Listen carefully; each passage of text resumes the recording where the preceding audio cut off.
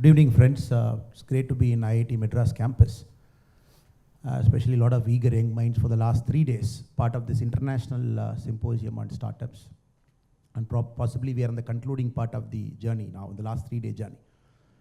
I take this opportunity to welcome my brother Ghanshyam Tiwari from the Samajwadi Party. And very interestingly, he studied in Chennai. So we don't anymore see this north-south disconnect like many politicians keep talking. And professor who's moderating, and my friend from the Congress, C.K. Kumaravelji.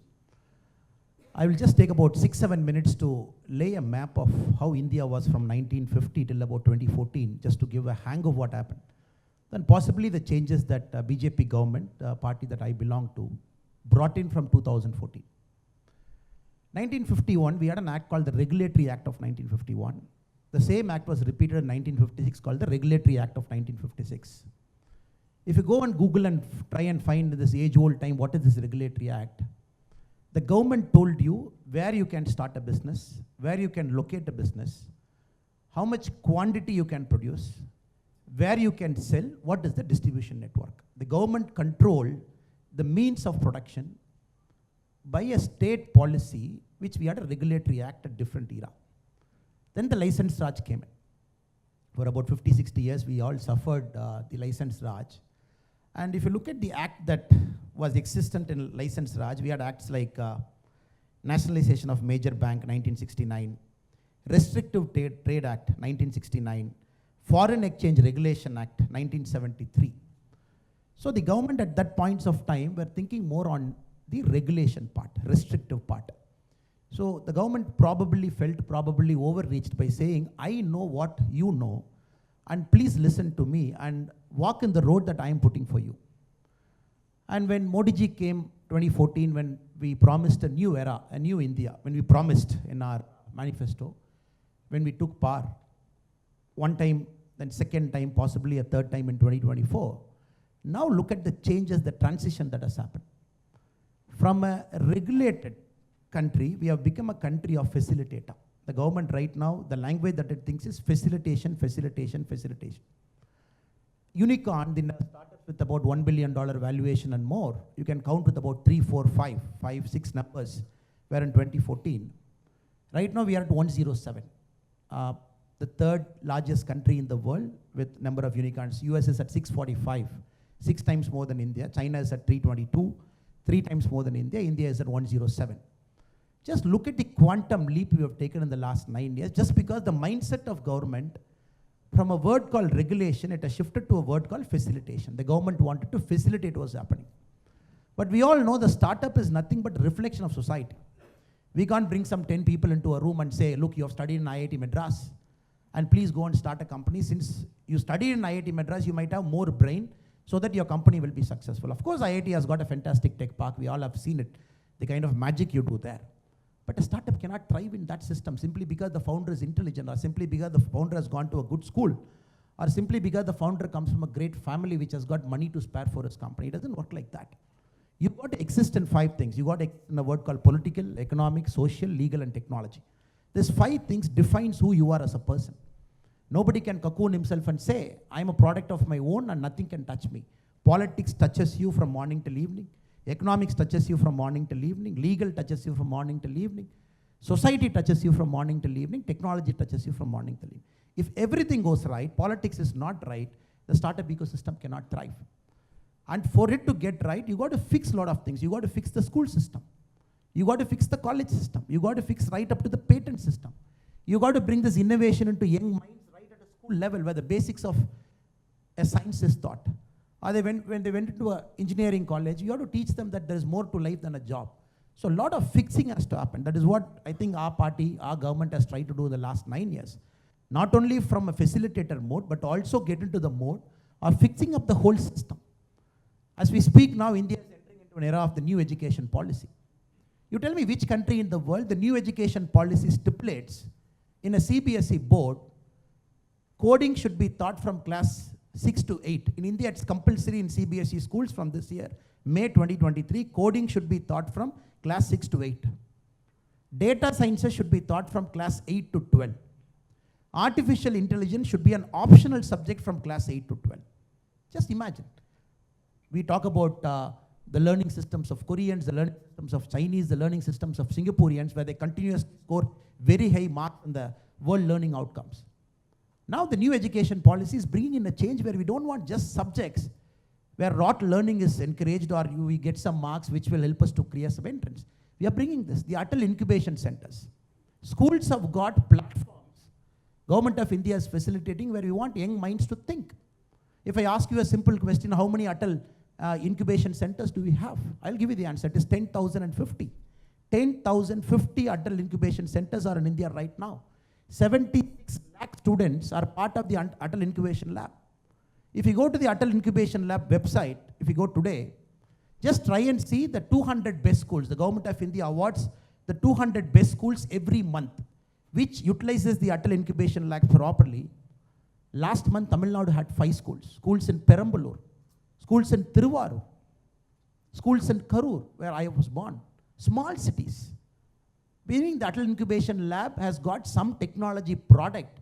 It is being ranked in the top 200. You go to West Bengal state, you can rank all the 200. You see all government schools, Jilla Parishad schools, where the guy is getting encouraged, the girl is getting encouraged, hands-on experience on coding, hands-on experience on learning. If he's interested, more experience on artificial intelligence. In fact, the Government of India is partnering with Microsoft from class 6 to class 8 in the CBSE platform to bring coding here. Then we have fixed up the higher education, no more regulation now, which will, a group of people from Delhi will come and inspect, more like a punishment mechanism. I will say a curtain is not right, toilet is not right, I will not give you a ranking. Now the all India based complete composite ranking. We want to encourage 1 point of the 4-star, 5-star, whatever ranking we are getting. The main ingredient is innovation and technology. That has got the highest marks now. So India is becoming a patent producing nation. We are not a nation which is going to copy from Chinese or the Americans or the Europeans. We are producing original patents. That is why the startup technology park of IIT Madras is a global hotspot now. So higher education we are fixing. Then we are fixing up the ecosystem. The World Bank in 2014, when our government took over, it said, in the innovation index, where was India? If you look at the innovation index is not just an arbitrary number. Innovation comes when the school system is right, college system is right, when the ecosystem is right, only then innovation can thrive. If you look at the innovation where we were, the innovation index, we were somewhere around 81, the global innovation index in 2015. We have jumped to 40 in 2023, a jump of 41 positions. If you look at the World Bank's Doing Business report, DBR, India was at 142 in 2014. We have jumped to 63 in 2019. After 2019, the index is discontinued. We don't have the latest numbers. If you look at the Global Entrepreneurship Monitor 2022 report, it says 83% of India's population perceive they have got the skills to launch a startup. In 2014, in the same Global Entrepreneurship Monitor, it is only 52% they perceive they have a skill. So we are skilling people in crores. We are fixing up the education system. We are fixing up the college modules. And last but not the least, we have got a fund of funds. The Government of India runs a startup fund of funds. The current top up for the startup funds of funds is 10,000 crore. The Government of India is topping that fund. And the Government of India runs a seed fund. The Government of India is very clear, especially the BJP government is very clear. If we have to hit $5 trillion economy in the quickest possible time, it is only startups which is going to take us there. I see very funny, my friends from opposite political spectrum, they say, oh, India is not a 4 trillion. There was a discussion 2 weeks back. Yes, India hit 4 trillion because we don't calculate a real-time GDP number. People from other parties said, no, we didn't hit 4 trillion. Somebody said we have hit 4 trillion. Yesterday, Raghuram Rajan ji, a former economic advisor, he says, India is not going to hit 5 trillion in 2025. Now, this is the conversation now. We are talking of a country which can hit 5 trillion in 1 year. It took 40 odd years to hit 1 trillion. 70 odd years to hit 2.5 trillion. We are talking of a country where the youth of this nation has come out in large numbers, very hungry, very angry also. They want to create systems of their own, create global businesses. We are talking of one economic advisor saying, right or wrong, is saying, how can you hit 1 trillion in 1 year? We are talking of a possibility. 1989, when you look at the global map, we all know which countries, they have the technology in hand, they are the superpowers. Netherlands, 17th century. United Kingdom, 19th century. The Americans, 20th and 21st century. If you look at the 1989, the Fortune 500, the top 10 companies, 6 were in Japan, 4 were in US. Japan had more than US in 1989, the world's valuable company. 2023, if you look at the world's valuable company, 9 are in US. Nothing in Japan, nothing in Japan. Why? The democracy is failing. You have prime ministers every 9 months. You have just yesterday, the Japanese parliament diet, you must have seen 3 cabinet ministers getting resigned over a corruption allegation. When you don't have a stable democracy, when you don't have a stable government, a powerful government, which can take risk on behalf of the population, we cannot see this magic that has happened in the last 9 years. My humble submission to this August gathering is, India is thriving, India is evolving, India is hungry, just because you have given us a stable government, you have given us a powerful government, which is not looking at the other partners. 273 plus, one party has cleared. That is the magic that is happening. 1989, 6 out of 10, the world's most valuable companies in Japan, right now not there because the democracy is failing in Japan. So this, I see the beauty of India. The next 5-10 years, the possibility I see is Indian companies, Indian startups, not only unicorns now. We are talking of a number called 107. Yes, the Americans are 6 times more. The Chinese are 3 times more, but it's a matter of time we are catching up. Because the kind of research outputs, the patents we are producing in our country, the kind of academic freedom this country is getting, I think it's a matter of time before you are going to catch up with Chinese, the original patents. Maybe about 15-20 years, we will overtake US as a country with a technology powerhouse. Again, if you look at Americans, the lesson to be learned for political parties like us and other political parties also. Americans had the grasp of technology of the last 40 years. Digitization they had, the Internet of Things they had, evolvement of Internet happened in America. So they had the grasp.